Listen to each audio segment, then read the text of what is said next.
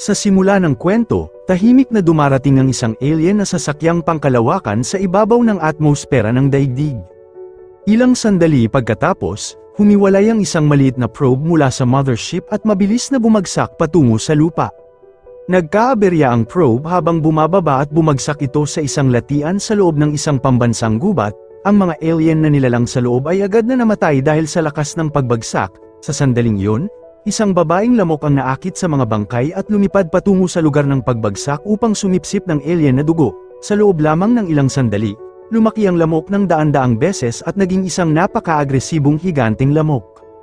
Kinabukasan, nagmamaneho sina Dave at Sarah patungo sa National Forest upang mag-apply para sa posisyon bilang park ranger. Habang nasa biyahe, biglang bumangga ang kanilang sasakyan sa isang hindi kilalang bagay at bigla itong huminto dahil sa matinding banggaan. Agad bumaba si Dave upang suriin ang sasakyan at natuklasan niyang nabutas ang radiator ng isang matalim na bagay. Dahilan upang hindi na humandar ang kotse. Sa una, inakala ni Dave na isang malaking ibon ang kanilang nabangga hanggang sa lumapit si Sarah upang suriin ang mga labi. Natuklasan ni Sarah na ang kanilang nabangga ay hindi isang ibon kundi isang higanting insekto, kabilang ang isang malaproboses na bahagi ng bibig. Bilang isang taong interesado sa pananaliksik sa biolohiya, iminungkahi ni Sarah na dalhin ang mga labi sa laboratorio para sa paghiwa-hiwalay. Ngunit naniniwala si Dave na mas mahalaga ang kanilang job interview at hinikayat si Sarah na isantabi muna ang ideya ng pananaliksik.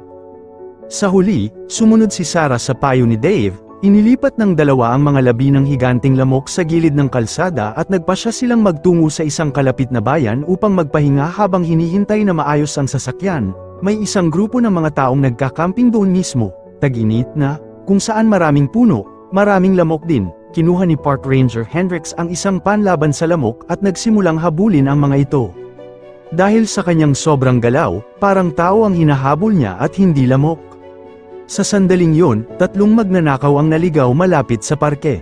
Isa sa kanila ay sumasakit ang tiyan at tumakbo upang maghanap ng banyo.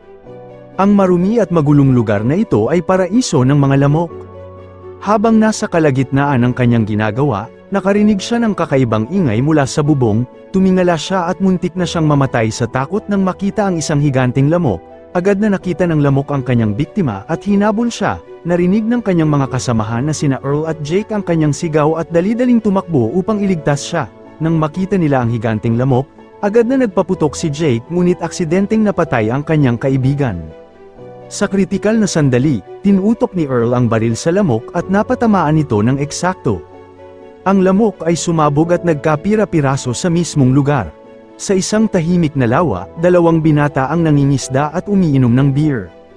Biglang may isang higanteng lamok na bumagsak mula sa langit at sinunggaban ng isa sa kanila.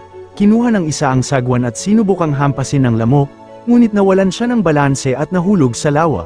Ibinabaon ng lamok ang nakakatakot nitong proboscis sa mata ng lalaki at sinipsip ang kanyang dugo. Ang lalaking nagtatago sa ilalim ng tubig ay nakaligtas at umakyat mula sa lawa, tumakbo papunta sa kagubatan, ngunit ang lamok, nagutom pa rin. Ay hinabol siya hanggang sa huli, dahil sa sobrang pagod, wala nang matakbuhan ang lalaki. Sa huli, tinusok siya ng proboscis ng lamok sa puso at napatay siya. Mas nakakatakot pa, mas marami pa palang mutated na lamok kaysa sa inaakala ng lahat. Nagkakawan-kawan sila at nangangaso ng sariwang biktima. Kinagabihan sa parke, may isang magkasintahang naghahalikan sa loob ng kanilang tolda. Pagkatapos, lumabas ang lalaki upang umihi sa kagubatan. Hindi nila alam, malapit na ang kamatayan. Nakaramdam ng Katie ang babae sa ilalim ng kanyang paa at inakalang nagbibiro lamang ang kanyang nobyo. Nang wala pa ring sagot matapos ang matagal na oras, umupo siya. At lubos siyang nanlumo sa kanyang nakita, may tumutulong berdeng malapot na likido sa kanya. Sinubukan niyang sipin ito, ngunit hindi niya matakasan ang kanyang kapalaran.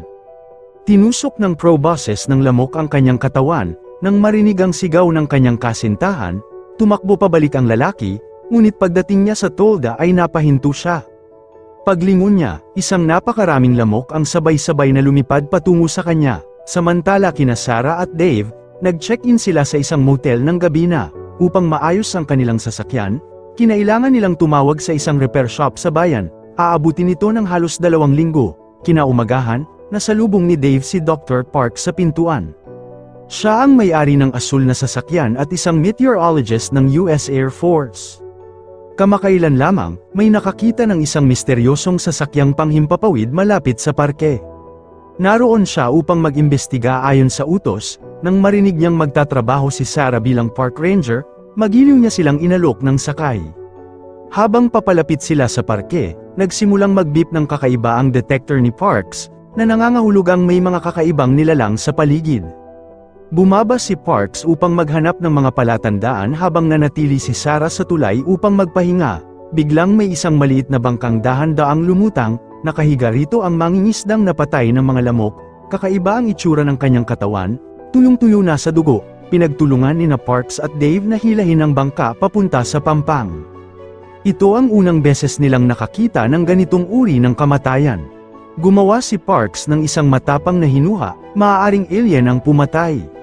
Matapos dalhin ang bangkay sa sasakyan, nagtungo sila sa parke upang tumawag ng pulis.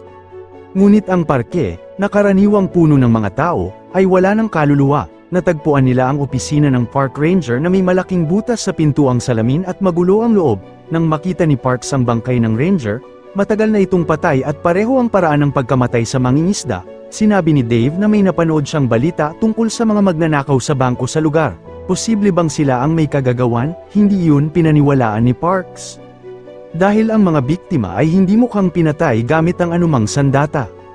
Kahit hindi pa nila alam ang salarin, sigurado si Parks sa isang bagay, hindi ito tao. Dahil sa bigat ng sitwasyon, nais nang umalis agad ni Dave, ngunit tumanggi si Parks at determinadong alamin ang katotohanan. Pumayag din si Sarah na manatili, walang magawa si Dave kundi manatili rin.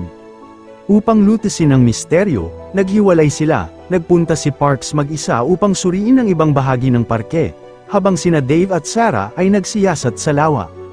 Lumalabas na ang parke ay hindi walang laman, lahat ng naroon ay patay na, nagkalat ang mga bangkay at mabaho ang hangin dahil sa init. Nakita nina Dave at Sarah ang isang bagay na gumagalaw sa ilalim ng bangka. Nang itaas ito, si Park Ranger Hendrix pala ang nagtatago roon. Natagpuan ni Parks ang isang patay na lamok at doon nila nalaman na inatake ng higanting lamok ang parke. Walang silbi ang insect spray laban sa mga halimaw na ito. Malapit ang parke sa lugar ng pagbagsak ng sasakyang pangkalawakan kaya hinaharangan ng radiation ang lahat ng signal. Upang makatawag ng pulis, kailangan nilang magmaneho papuntang bayan. Convertible ang kotse ni Parks kaya mapanganib ito. Sa kabutihang palad, may nakita silang RV, patay na ang driver, sinipsip na ng mga lamok ang kanyang dugo. Habang inililipat nila ang bangkay, dumagsa ang mga lamok, agad silang tumalon sa RV at nakaligtas. Sa isang liblib na kalsada, sinalubong sila ni Jake, lumabas si Parks nang hindi nag-iingat, lumitaw si Earl na may baril, isang patibong. Naubusan ng gasolina ang kanilang sasakyan at nais nilang nakawin ang RV. Ngunit napagtagumpayan sila ng grupo at isinama pa rin ang dalawa upang hindi sila kainin ng mga lamok. Habang umaandar ang RV, dumagsa ang hukbo ng mga lamok. May ilang damapo sa bubong at binasag ang mga bintana. Nakabaril si Dave ng isa ngunit dumami pa ang mga lamok. Halos mahulog si Sarah ngunit hinayla siya ni Hendrix pabalik. 3 lamok ang nakapasok, 2 ang nabaril ni Dave, ang ikatlo ay sinunggaban si Jake. Ngunit napatay ito ni Earl gamit ang palakol. Bigla namang dinakip ni Earl si Sarah at ginawang bihag. Ngunit nilabanan siya ni Sarah at sinipa siya. Sinugod ng mga lamok ang windshield at nakagat si Hendrix. Ngunit naligtas siya ni Dave. Isang lamok ang naipit sa gulong kaya tumagilid ang RV at bumaligtad. Walang nasaktan. Ngunit wala na silang sasakyan. Ayon kay Hendrix, mas aktibo ang mga lamok sa gabi kaya kailangan nilang magtago hanggang mag-umaga. Pinangunahan sila ni Parks sa isang drain pipe. Bumalik si Jake upang kunin ang pera ngunit huli na, kinain siya ng mga lamok. Sa loob ng tubo, patuloy ang pag-atake. Sa huli, sinunog nila ang mga damit upang itaboy ang mga lamok. Napag-usapan nila na ang mga lamok ay mutated dahil sa alien na dugo. Napagpasyahan nilang hanapin ang sasakyang pangkalawakan sa pagsikat ng araw. Kinabukasan, napatunayan ni Parks ang radiation sa katawan ni Jake.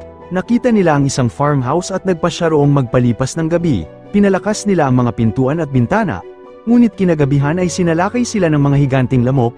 Nakipaglaban sila gamit ang lahat ng kaya nila. Natuklasan nila na ang basement ay puno ng itlog ng lamok. Ang plano, akitin ang mga lamok at pasabugin ang farmhouse gamit ang gas. Naunang nakatakas sina Sarah at Dave, naipit si Hendrik sa tubo at napilitang magtago si Parks sa ref. Pinasabog ang farmhouse, inakala ng lahat na sina Sarah at Dave lamang ang nakaligtas. Ngunit lumabas din si Parks, buhay. Maraming salamat sa inyong panonood. Kung nagustuhan nyo ang movie recaps for today, huwag kalimutang mag-subscribe at i-on ang notification bell.